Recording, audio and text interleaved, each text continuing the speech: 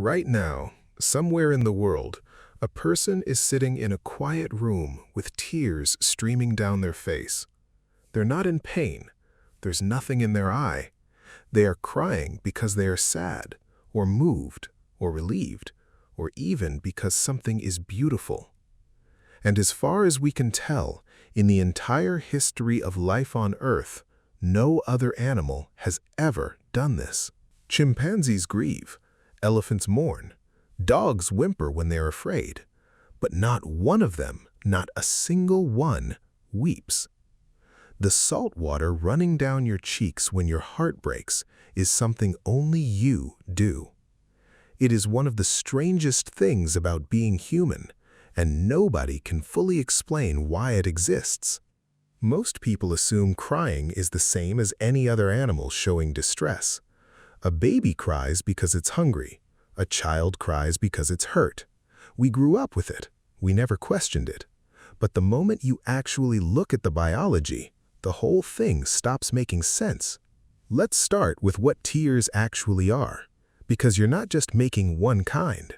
Your eyes produce three completely different kinds of tears. The first kind is called basal tears.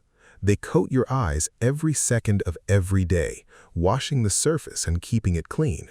Most animals make these. Nothing strange there. The second kind is reflex tears. These are the ones that flood your eyes when you chop an onion or get something caught in them. They're flushing an irritant out. Lots of mammals make these too. But the third kind, the one that runs down your face when something inside you breaks, is called emotional tears. And humans are the only species on the planet that produces them. In 1981, a biochemist named William Frey at the St. Paul Ramsey Medical Center wanted to know if there was actually a chemical difference between the three kinds. He spent months collecting tear samples. Volunteers watched sad movies. Others sliced onions. Frey ran the results. The emotional tears were different. They contained significantly higher concentrations of stress hormones, ACTH, prolactin, leucine and kephalin. The water leaving your face when you cry isn't the same liquid that comes out when you peel an onion. It's chemically different. It's carrying something out of your body. Now this raises the question that has haunted scientists for over 100 years. Why? Charles Darwin himself was stuck on this one. In his 1872 book on emotions, he wrote that the weeping of humans was, in his own words, a puzzle. He could explain almost every other expression, the smile, the grimace, the frown, all of them. But the tears, those he could not solve. He suspected they might be an evolutionary accident, a leftover. But modern researchers have come to a very different conclusion. Crying isn't an accident, it's a signal. Ad Vingerhoets is a psychologist at Tilburg University in the Netherlands. He spent his entire career studying crying, and he wrote a book called Why Only Humans Weep. His central argument is simple. Tears are a form of communication, and they only make sense in a species that lives the way we do. Think about it this way. A vocalized cry, the noise a baby makes when it's hungry, is loud. It travels. Predators can hear it. For most of human history, making a loud distress call in the dark could get your entire group killed. So evolution had a problem. How do you tell the people closest to you that you need help without telling everyone else in the forest? The answer is tears. They are completely silent. They are visible only at close range, and they are nearly impossible to fake convincingly. A real cry shows on a real face. You can feel it from across a room, and once another human sees it, something happens to them that doesn't happen with any other signal. In 2011, neurobiologist Noam Sobel at the Weizmann Institute in Israel ran a study so strange that the journal Science put it in print without quite knowing how to react to it.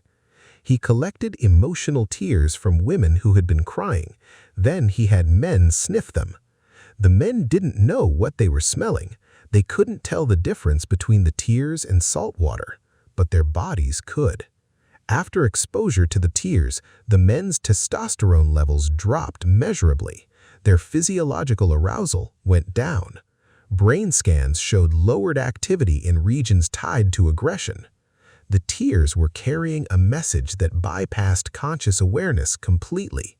They were chemically signaling, "Stand down." Think about what that actually means. Crying isn't just an emotion leaking out of you, it's a transmission. It is your body sending a signal designed to soften the people around you, and it works whether they realize it or not. But the strangest part is what happens to the person who is crying. When tears fall, your vision blurs. You literally cannot see clearly. From a survival standpoint, this is insane. You're broadcasting your location and disabling your ability to defend yourself, all at the same time.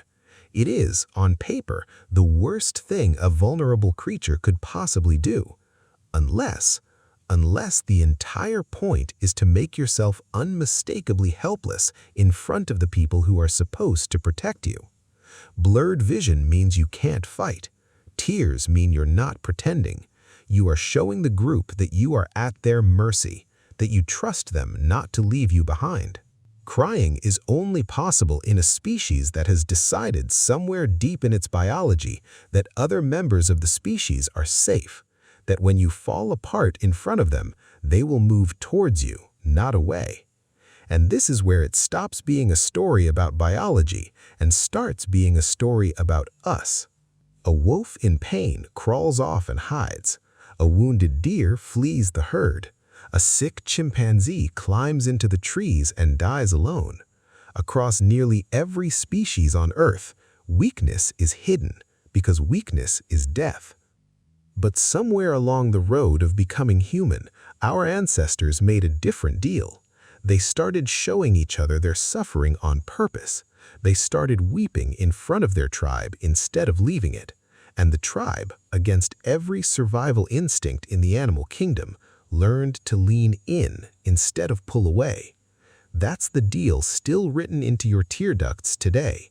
Every time you cry, you are doing something that 99.9% of life on this planet would never do. You are betting that the people watching you will be a refuge instead of a threat. It is, in the most literal sense, an act of trust. Modern humans cry less than we used to. Adults sometimes go years without it. We've been taught it's weak, embarrassing, something to suppress. But it's worth remembering what it actually is. Not a malfunction, not a sign that you've broken. A 200,000-year-old signal your body still knows how to send, evolved for a moment exactly like this one, telling the people who love you something words can't. You are the only animal in the history of the earth that learned how to weep. And every time you do it, you are reaching out to your species in a language nothing else on the planet can speak.